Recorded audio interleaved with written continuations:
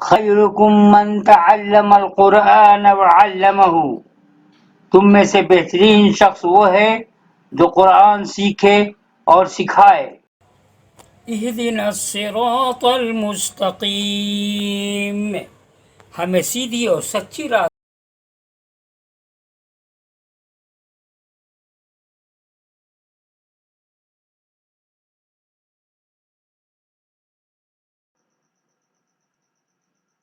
السلام علیکم ورحمۃ اللہ وبرکاتہ۔ اہلاً وسہلاً ومرحبا۔ دوستو، آج میں آپ لوگوں کے سامنے چوتھا پارہ، الحمدللہ 3 پارہ ختم ہو چکا، چوتھا پارہ سورہ آل عمران کی تلاوت کرنے جا رہا ہوں، آیت نمبر 92 سے۔ اور کب تک تلاوت کروں گا دیکھتا ہوں، 15 منٹ کے اندر میں انشاءاللہ تعالیٰ میں اپنی تلاوت کو ختم کر دوں گا، تلاوت مع ترجمہ اور تفسیر۔ اعوذ باللہ من الشیطان الرجیم، بسم اللہ الرحمن الرحیم۔ لن تنالوا البر حتى تنفقوا مما تحبون وما تنفقوا من شيء فإن الله به عليم۔ كل الطعام كان حلا لبني إسرائيل إلا ما حرم إسرائيل على نفسه من قبل أن تنزل التوراة، قل فأتوا بالتوراة فاتلوها إن كنتم صادقين۔ فمن افترى على الله الكذب من بعد ذلك فأولئك هم الظالمون۔ قل صدق الله فاتبعوا ملة إبراهيم حنيفا وما كان من المشركين۔ إن أول بيت وضع للناس للذي ببكة مباركا وهدى للعالمين۔ فيه آيات بينات مقام إبراهيم ومن دخله كان آمنا، ولله على الناس حج البيت من استطاع إليه سبيلا ومن كفر فإن الله غني عن العالمين۔ قل يا أهل الكتاب لما تكفرون بآيات الله والله شهيد على ما تعملون۔ قل يا أهل الكتاب لما تصدون عن سبيل الله من آمن تبغونها عوجا وأنتم شهداء وما الله بغافل عما تعملون۔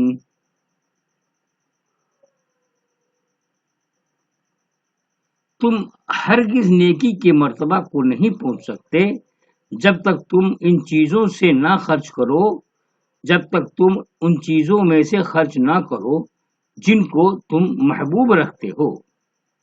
ترجمہ پھر سے غور سے سنیں گے آپ حضرات۔ تم ہرگز نیکی کے مرتبہ کو نہیں پہنچ سکتے جب تک تم ان چیزوں میں سے نہ خرچ کرو جن کو تم محبوب رکھتے ہو، اور جو چیز بھی تم خرچ کرو گے اس سے اللہ باخبر ہے۔ سب کھانے کی چیزیں بنی اسرائیل کے لیے حلال تھیں بجز اس کے جو اسرائیل نے اپنے اوپر حرام کر دیا تھا قبل اس کے کہ تورات اترے۔ کہو کہ تورات لاؤ اور اس کو پڑھو اگر تم سچے ہو۔ اس کے بعد بھی جو لوگ اللہ پر جھوٹ باندھے وہی ظالم ہیں۔ کہو اللہ نے سچ کہا، اب ابراہیم کے دین کی پیروی کرو جو حنیف تھا، وہ شرک کرنے والا نہ تھا۔ بے شک پہلا گھر جو لوگوں کے لیے بنایا گیا ہے وہ وہی ہے جو مکہ میں ہے، برکت والا اور سارے جہان کے لیے ہدایت کا مرکز۔ اس میں کھلی ہوئی نشانیاں ہیں، مقام ابراہیم ہے، جو اس میں داخل ہو جائے وہ مامون ہے، اور لوگوں پر اللہ کا یہ حق ہے کہ جو اس گھر تک پہنچنے کی طاقت رکھتا ہو وہ اس کا حج کرے، اور جو کوئی منکر ہو تو اللہ تمام دنیا والوں سے بے نیاز ہے۔ کہو اے اہل کتاب، تم کیوں اللہ کی نشانیوں کا انکار کرتے ہو حالانکہ اللہ دیکھ رہا ہے جو کچھ تم کرتے ہو۔ کہو اہل کتاب، تم ایمان لانے والوں کو اللہ کی راہ سے کیوں روکتے ہو؟ تم اس میں عیب ڈھونڈتے ہو حالانکہ تم گواہ بنائے گئے ہو اور اللہ تمہارے کاموں سے بے خبر نہیں۔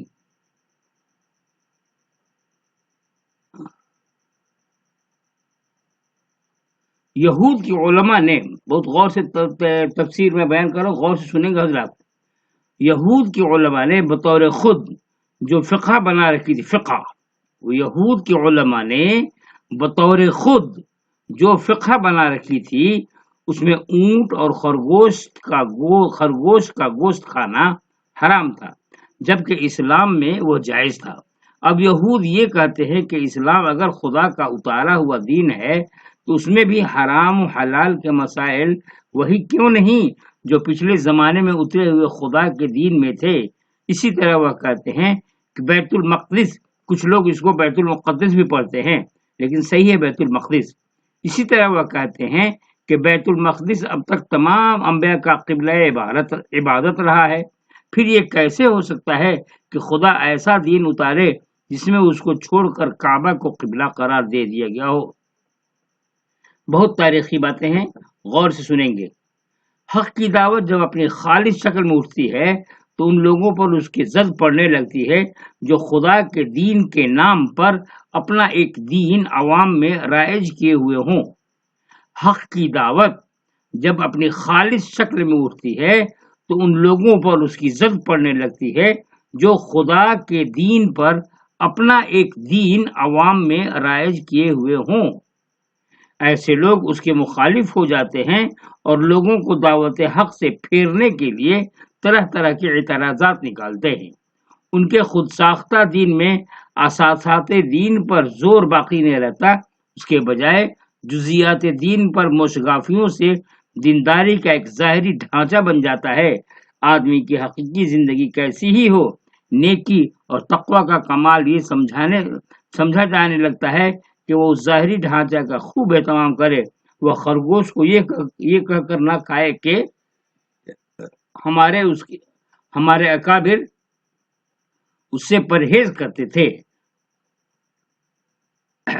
دوسری طرف کتنی ہی حرام چیزوں کو اپنے لیے جائز کیے ہوئے ہو، وہ بیت المقدس کی طرف رخ کرنے میں قطب نما کی سوئی کی طرح سیدھا ہو جانا ضروری سمجھتا ہو، مگر صبح و شام کی سرگرمیوں کو خدا رخی بنانے سے اس کو دلچسپی نہ ہو۔ مگر نیکی کا درجہ کسی کو قربانی سے ملتا ہے، نہ کہ سستی ظاہرداریوں سے۔ خدا کا نیک بندہ وہ ہے جو اپنی محبت کا ہدیہ اپنے رب کو پیش کرے، جس کے لیے اللہ کے مقابلے میں دنیا کی کوئی چیز عزیز تر نہ رہے۔ حق کو ماننے کے لیے جب وقار کی قیمت دینی ہو، اللہ کے راستے میں بڑھنے کے لیے جب مال خرچ کرنا ہو اور بچوں کے مستقبل کو خطرے میں ڈالنا پڑے، اس وقت وہ اللہ کی خاطر سب کچھ گوارا کر لے۔ ایسے نازک مواقع پر جو شخص اپنے محبوب چیزوں کو دے کر اللہ کو لے جو شخص اپنی محبوب چیزوں کو دے کر اللہ کو لے لے وہی نیک اور خدا پرست بنا۔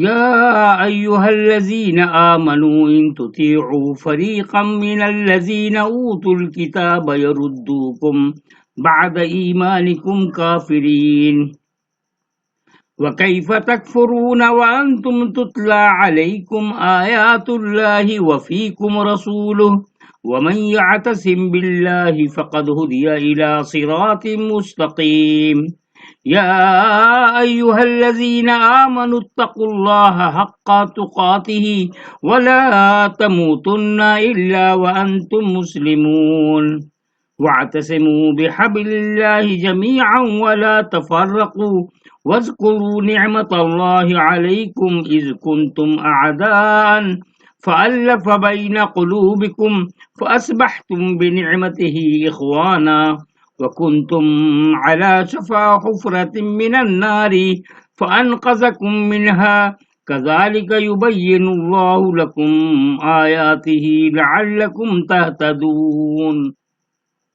اے ایمان والو، اگر تم اہل کتاب میں سے ایک گروہ کی بات مان لو گے تو وہ تم کو ایمان کے بعد پھر منکر بنا دیں گے. غور سے سنیں گے حضرت.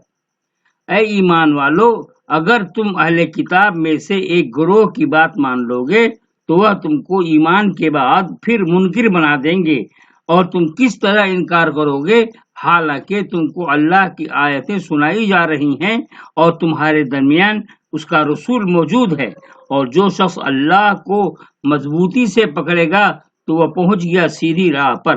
اے ایمان والو، اللہ سے ڈرو جیسا کہ اس سے ڈرنا چاہیے، اور تم کو موت نہ آئے مگر اس حال میں کہ تم مسلم ہو.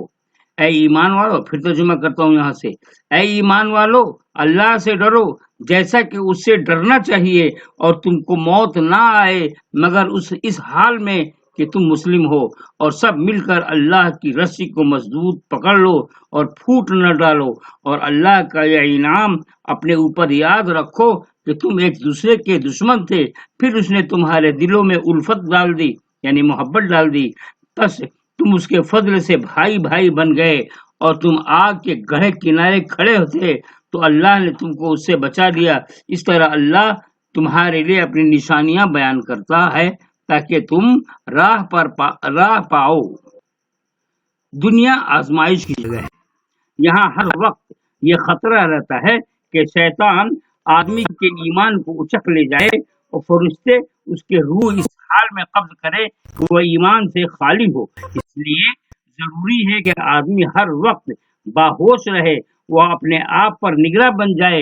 ایمان سے دور ہونے کی ایک صورت وہ ہے جبکہ دین کے اجزاء میں تبدیلی کر کے اہم کو غیر اہم اور غیر اہم کو اہم بنا دیا جائے. دین کی اصلی رسی تقوی ہے، یعنی اللہ سے ڈرنا، اور مرتے دم تک اپنے ہر معاملے میں وہی رویہ اختیار کرنا جو اللہ کے سامنے جواب دہی کے تصور سے بنتا ہو. یہی صراط مستقیم ہے. اس سے انحراف یہ ہے کہ تقوی کے بجائے کسی اور چیز کو مدار دین سمجھ لیا جائے، اور اس پر زور دیا جائے جس طرح خوف خدا اور فکر آخرت پر دیا جاتا ہے. جب بھی دین میں اس قسم کی تبدیلی کی جاتی ہے تو اس کا لازمی نتیجہ یہ ہوتا ہے کہ ملت کے درمیان اختلاف پڑ جاتا ہے. کوئی ایک ضمنی چیز پر زور دیتا ہے، کوئی دوسری ضمنی چیز پر، اور اس طرح ملت فرقے میں بٹ کر رہ جاتی ہے. اول ذکر سے ایک اللہ توجہ کا مرکز بنتا ہے، اور ثانی ذکر سے متفرق مسائل توجہ کا مرکز بن جاتا ہے. جب دین میں سارا زور و تاکید تقوی یعنی اللہ سے ڈرنے پر دیا جائے تو اس سے باہمی اتفاق وجود میں آتا ہے، اور جب اس کے سوا دوسری چیزوں پر زور دیا جانے لگے تو اس سے باہمی اختلاف کی وہ برائی پیدا ہوتی ہے جو لوگوں کو جہنم کے کنارے پہنچا دیتی ہے. کسی گروہ کے اندر اختلاف دنیا میں بھی عذاب ہے اور آخرت میں بھی عذاب. اسلام سے پہلے مدینہ میں 2 قبیلے تھے، اوس اور خزرج. یہ دونوں عرب قبیلے تھے مگر وہ آپس میں لڑتے رہتے تھے. ان باہمی لڑائیوں نے ان کو کمزور کر دیا تھا. جب وہ اسلام کے دائرے میں داخل ہوئے تو ان کی لڑائیاں ختم ہو گئیں. وہ بھائی بھائی کی طرح مل کر رہنے لگے. اس کی وجہ یہ ہے کہ غیر اسلام میں ہر آدمی اپنا وفادار رہتا ہے اور اسلام میں صرف اللہ کا. جس سماج میں لوگ اپنے یا اپنے گروہ کے وفادار ہوں وہاں قدرتی طور پر کئی وفاداریاں وجود میں آتی ہیں، اور کئی وفاداریوں کے عملی نتیجہ ہی کا نام اختلاف اور ٹکراؤ ہے. اس کے برعکس جس معاشرے میں تمام لوگ ایک خدا کے وفادار ہو جائیں وہاں سب کا رخ ایک مرکز کی طرف ہو جاتا ہے، سب ایک رسی سے بن جاتے ہیں. اس طرح باہمی اختلافات اور ٹکراؤ کے اسباب اپنے آپ ختم ہو جاتے ہیں.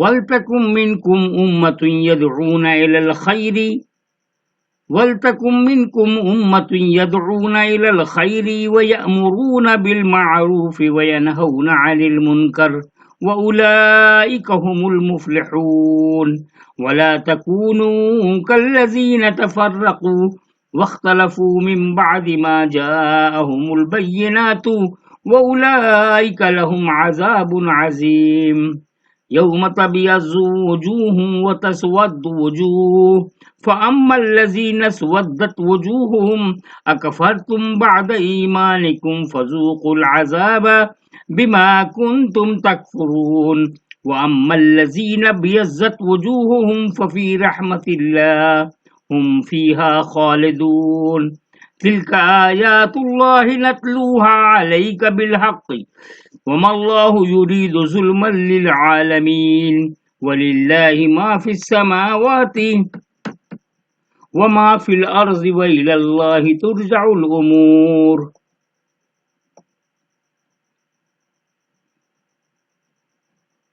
اور ضروری ہے کہ تم میں ایک گروہ ہو جو نیکی کی طرف بلائے، بھلائی کا حکم دے اور برائی سے روکے، اور ایسے ہی لوگ کامیاب ہوں گے۔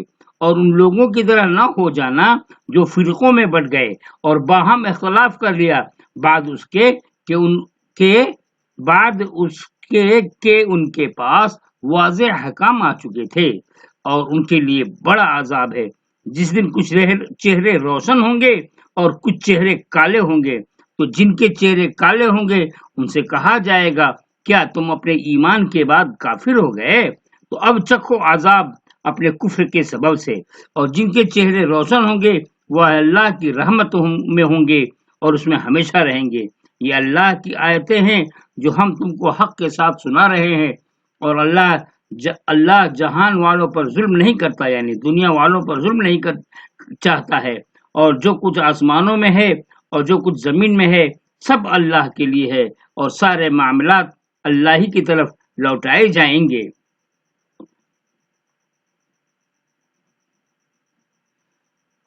تم میں ایک گروہ ہو جو دعوت الی الخیر کا کام کرے۔ امپورٹنٹ بات ہے، غور سے سنیں گے حضرت۔ تم میں ایک گروہ ہو جو دعوت الی الخیر کا کام کرے اور نیکیوں کا حکم دے اور برائیوں سے روکے۔ یہ ارشاد بیک وقت دو باتوں کو بتا رہا ہے، ایک کا تعلق خاص سے ہے اور دوسرا کا تعلق عوام سے ہے، یعنی عوام اور خواص۔ امت کے خواص کے اندر یہ روح ہونی چاہیے کہ وہ امت کے اندر برائی کو برداشت نہ کریں، وہ نیکی اور بھلائی کے لیے تڑپنے والے ہوں۔ ان کا جذبہ اصلاح انہیں مجبور کرے گا کہ وہ لوگوں کے احوال سے غیر متعلق نہ رہیں، وہ اپنے بھائیوں کو نیکی کی راہ پر چلنے کے لیے اکسائیں اور انہیں برائی سے دور رہنے کی تلقین کریں۔ تاہم اس عمل کی کامیابی کے لیے امت کے عوام کے اندر اطاعت کا جذبہ ہونا بھی لازماً ضروری ہے۔ عوام کو چاہیے کہ وہ اپنے خواص کا احترام کرے، وہ ان کے کہنے سے چلیں اور جہاں وہ روکیں وہاں رک جائیں، وہ اپنے آپ کو اپنے دینی ذمہ داروں کے حوالے کر دیں۔ جس مسلم گروہ میں خواص اور عوام کا یہ حال ہو وہی فلاح پانے والا گروہ ہے۔ سمع و اطاعت کی اس فضا ہی میں کسی معاشرہ کے اندر وہ اوصاف جنم لیتے ہیں جس کو دنیا میں طاقتور اور آخرت میں نجات یافتہ بناتے ہیں۔ خواص کے اندر اس روح کے زندہ ہونے کا یہ فائدہ ہے کہ ان کی ساری توجہ خیر بالفاظ دیگر اساسات دین پر مرتکز رہتی ہے۔ فرعی اور جزئی مسائل کی فرعی اور جزئی مسائل میں موشگافیاں کرنے کا ان کے پاس وقت ہی نہیں ہوتا۔ جو لوگ خدا کی عظمتوں کے نقیب بنے، وہ آخرت کے منذر اور مبشر بن کر اٹھے، ان کے پاس اتنا وقت ہی نہیں ہوتا کہ ظاہری مسائل کی جزئیات میں اپنی مہارت دکھائیں۔ اس کے ساتھ امر بالمعروف اور نہی عن المنکر کا کام انہی حقیقی مسائل کی اصلاح میں لگا دیتا ہے۔ فرضی اور قیاسی مسائل میں ذہنی ورزش کرنا انہیں اسی طرح بے معنی اور بے فائدہ معلوم ہونے لگتا ہے جس طرح ایک کسان کو शतरंज का खेल मालूम होता है। अवाम को इस निज़ाम इताअत पर अपने आप को राजी करने का ये फायदा मिलता है कि वह टुकड़ों टुकड़ों में बंटने से बच जाते हैं। एक हुक्म के तहत चलने के नतीजे में सब मिलकर एक हो जाते हैं। इत्तेहाद व इत्तफाक उनके आम सिफत बन जाती है और बिलाशुबा इत्तेहाद व इत्तफाक से ज्यादा बड़ी ताकत इस दुनिया में कोई नहीं। तो मैं अब यहीं तक अपनी बात खत्म कर रहा हूँ, तिलावत कुरान खत्म कर रहा हूँ। इंशाल्लाह तो कल जो मैं बोलूँगा कुंतुम खैर उम्मतिन उखरिजत लिन्नास से, देखिए सामने आपको नजर आ रहा है, यहाँ से मैं इंशाल्लाह ताला फिर तिलावत करूँगा। तो अब इजाजत दीजिए, दुआ में याद रखिएगा। अस्सलाम वालेकुम व रहमतुल्लाहि व बरकातुहू।